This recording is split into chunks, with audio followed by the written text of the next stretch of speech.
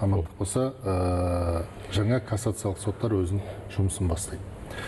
Мына жаңашылдықтардың бірі актілерді қайта құру туралы өтініш хаттың орнына кассациялық шағым болмақ екен.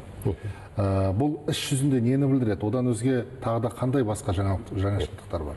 Енді биыл 1 шілдеден бастап біз Астанада азаматтық, қылмыстық және әкімшілік істер бойынша жеке дербес кассациялық соттар құрып жатырмыз. Мемлекет басшысы өткен жылы мына бизнес өкілдерімен кездескен кезде жаппай жалпы кассацияны ашу жөнінде, құру жөнінде ой пікір айтқан болатын. Өйткені қоғамның, заңгерлер қоғамның, жалпы адвокаттардың сондай келіп түскен шағымды тікелей кассация қарамай, алдын ала бір судья ой пікірін айтып, оны қайтарып жібереді.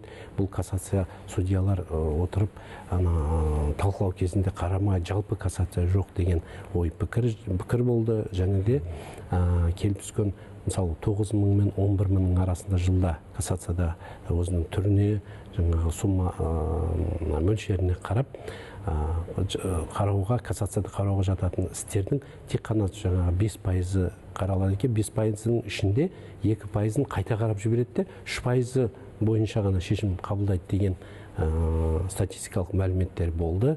Енді біз оны бір пайызды көтеру үшін емес, келіп түскен сол шағымдарды тікелей сот барысында қарап, мүмкін пайыз солса қалатын шығар, мүмкін бір 3-4 көтеріле шығар, бірақ олардың наразылықтары сот қабылдамайды, сот қарамайды. Мүмкін алдында жалғыз өзі беріп жатқан жауаптарда, хатта неге қайта қарауға, алқаға қарауға жібермей жауап беріп жатқан кезде де дұрыс қараған шығар, бірақ та сол халықтың қамтамасыз ету, сот отырысын енді жалпы кассацияда тікелей олардың келген шағымдарын тікелей қарап, соған жауаптарын, немесе шешімдерін береді. Біз көрші елдерді де қарадық, көрші елдерде біздің оларда бұның кассациялық қайта қарау ораны 20%-ға дейін.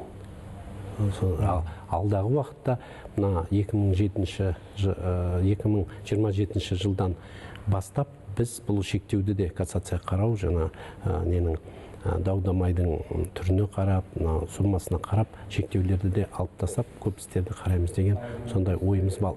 Ал жоғарғы сот болса, өзінің негізгі бағыты біркелкілікті сақтау.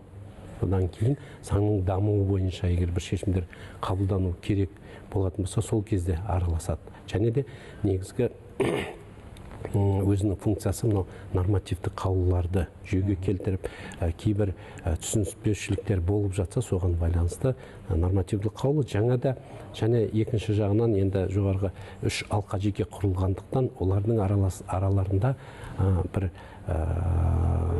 араларында бір келіспеушіліктер болып жатса, сол тәжірибені біріктіру, қаулыларын шығару сияқты мәселелер алдағы уақытта біз қарастырамыз.